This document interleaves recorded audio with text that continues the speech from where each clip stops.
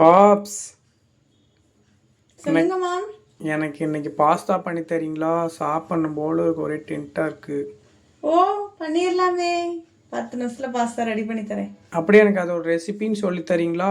ஓ, சொல்லி தரேன். ஓகே.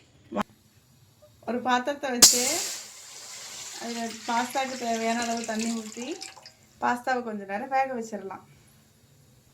தண்ணி நல்லா கொதிச்சு வந்ததும் நம்ம பாஸ்தாவை ஆட் பண்ணிக்கலாம். தண்ணி நல்லா கொதிச்சிருச்சு, நம்ம பாஸ்தாவை ஆட் பண்ணிக்கலாம். பாஸ்தா உப்பு பிடிச்சி வைக்கிறதுக்கு லைட்டாக சால்ட் ஆட் பண்ணிக்கலாம். பாஸ்தா ஒன்றோடு ஒன்று ஒட்டாமல் இருக்க லைட்டாக ஆயில் ஆட் பண்ணிக்கலாம்.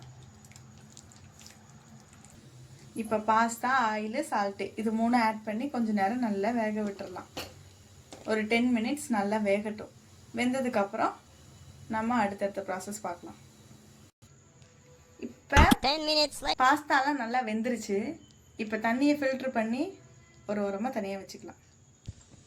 இப்போ பாஸ்தா நல்லா பலன்னு வெந்துருச்சு. இதை நம்ம தனியாக வடிகட்டி எடுத்து வச்சுட்டோம். அதுக்கப்புறம் வாங்க என்ன பண்ணுறது. பேன் நல்லா சூடு பண்ணி தேவையான அளவு ஆயில் ஊற்றிக்கலாம். இப்போ ஆயில் நல்லா சூடாயிருச்சு. ஆனியன் ஆட் பண்ணிக்கலாம். தேவையான அளவு க்ரீன் சில்லி, கேப்சிகமும் கட் பண்ணி வச்சுருக்கோம், 2 ஆட் பண்ணிக்கலாம். இப்போ நல்லா ஃப்ரை பண்ணிக்கலாம். இப்போ ஆனியன் நல்லா பொன்னிறமாக வதங்கிருச்சு. இந்த ஸ்டேஜில் நம்ம குட்டி குட்டியாக சாப் பண்ணி வச்சுருக்க தக்காளி ஆட் பண்ணிக்கலாம். டொமேட்டோ ஆட் பண்ணி நல்லா ஃப்ரை பண்ணி வச்சுக்கலாம். இப்போ tomato, onion, green chilli, capsicum எல்லாம் நல்லா மிக்ஸ் பண்ணி விட்டுக்கலாம். எண்ணெயில் நல்லா வதங்கட்டும். இப்போ கொஞ்சமாக டர்மரிக் ஆட் பண்ணிக்கலாம். இப்போ கொஞ்சமாக கொரியாண்டர் பவுடர் ஆட் பண்ணிக்கலாம் தேவைக்கேற்ப. உங்களோட காரத்துக்கு ஏற்றுற மாதிரி ரெட் சில்லி பவுடரை கொஞ்சம் ஆட் பண்ணிக்கோங்க. ஒரு 1/4 டீஸ்பூன் கரம் மசாலா ஆட் பண்ணிக்கலாம். ஆட் பண்ணிட்டு நல்லா மிக்ஸ் பண்ணிக்கலாம். உங்கள் தேவைக்கு ஏற்றவாறு சால்ட் ஆட் பண்ணிக்கலாம். இது வதங்கிறதுக்கு அளவாக தண்ணி லைட்டாக ஊற்றி எல்லாத்தையும் நல்லா மிக்ஸ் பண்ணி விட்டுக்கலாம். எல்லாம் நல்லா மசிச்சு வந்துருச்சு. இந்த ஸ்டேஜில் நம்ம கொஞ்சம் சாஸ் ஆட் பண்ணிக்கலாம். இப்போ 1 கப் டொமேட்டோ சாஸ் ஆட் பண்ணி எல்லாம் நல்லா மிக்ஸ் பண்ணிக்கலாம். நல்லா கிரேவி கன்சிஸ்டன்சிக்கு வந்துருச்சு. இந்த ஸ்டேஜில் நம்ம பாஸ்தா ஆட் பண்ணிக்கலாம்.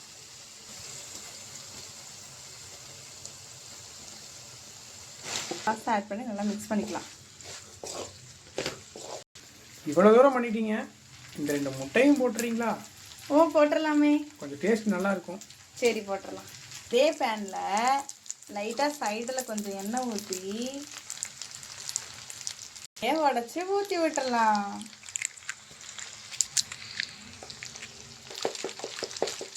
ஊற்றி நல்லா கிண்டி விட்டுடலாம். இப்போ முட்டை நல்லா வெந்து வந்துருச்சு. இப்போ எல்லாரும் மிக்ஸ் பண்ணிடலாம். இப்போ சுவையான சூப்பரான எக் பாதுஷா ரெடி.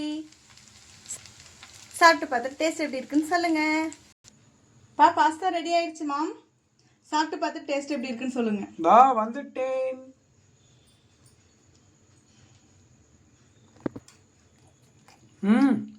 சூப்பர்ப்பா. நான் எக்ஸ்பெக்ட் பண்ண மாதிரியே இருக்குது. டக்கராக இருக்குது.